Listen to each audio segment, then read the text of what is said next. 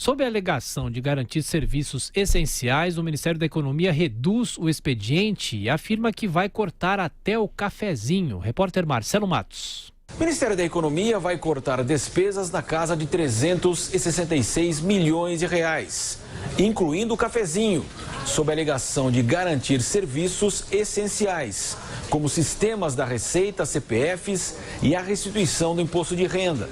E dar o exemplo, ressalta o secretário adjunto da Secretaria Especial da Fazenda, Esteves Colnago. Tivemos uma boa notícia na arrecadação em julho, agora isso não quer dizer que em agosto nós teremos a mesma boa notícia.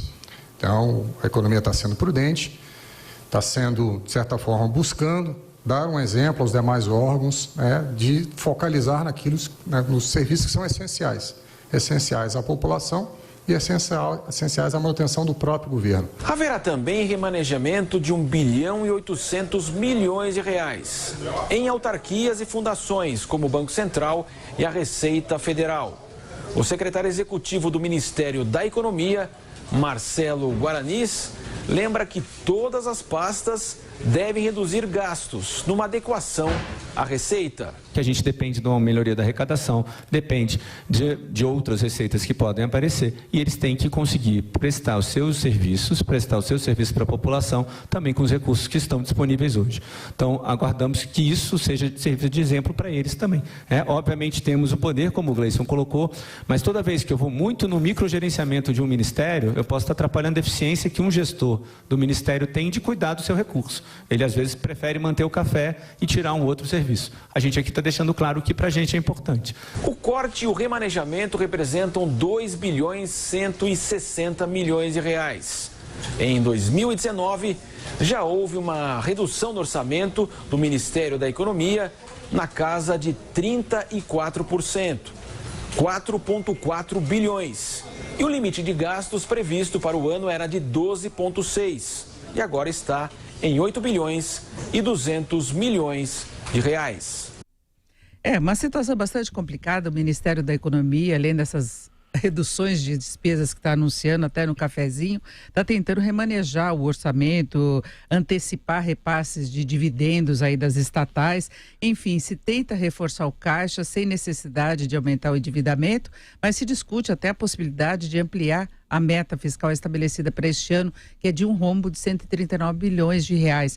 O problema é que a economia não cresceu da forma como se esperava. Esse crescimento fraco comprometeu a receita. Desde o começo do ano, o governo vem anunciando um contingenciamento, que é aquela contenção de despesas. Está previsto no orçamento, mas se liberar, pode comprometer a meta, cria um rombo maior. Então, a intenção é garantir o cumprimento dessa meta. Agora, ampliar a meta cria uma situação aí de maior risco na avaliação do Brasil.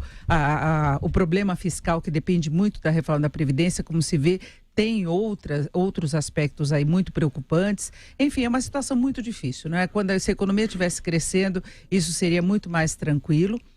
Se pensa em algum reforço de caixa, mas recorrer a tributos no momento em que se discute a possibilidade de uma reforma tributária para melhorar essa situação, e também se tenta promover um ajuste mais sério, mas o governo já foi cortando tudo que podia, penalizou demais os investimentos, está com algumas áreas comprometidas, a educação perdeu muito da verba que deveria ter para funcionar de uma maneira mais satisfatória. É um problema de curto prazo, mas que revela uma questão estrutural muito mais ampla, que não vai se resolver só com a reforma da Previdência. A economia precisa crescer, isso também resolve de outro lado, mas tem que diminuir o tamanho do Estado, tem que reforçar o caixa com concessões, com privatizações. É toda uma mudança estrutural da máquina pública que pode viabilizar de fato o ajuste fiscal.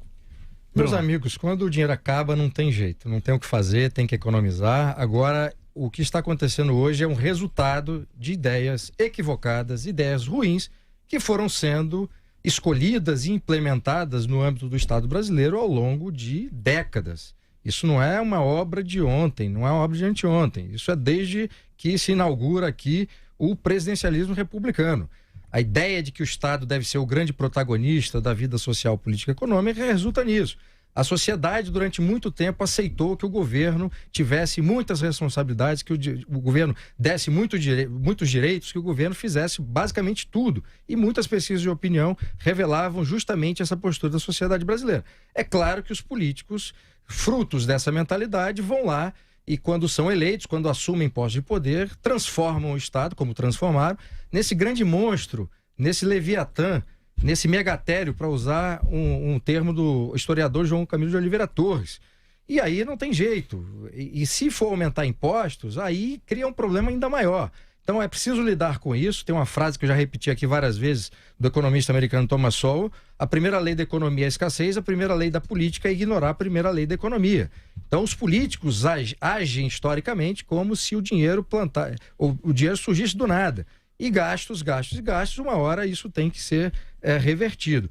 Com relação ao café, eu até acho que deve cortar mesmo, porque café de órgão público é uma porcaria.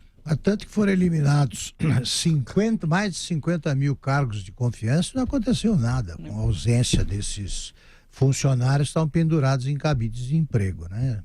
E essa sim é a verdadeira herança maldita, não a que foi atribuída ao presidente Fernando Henrique.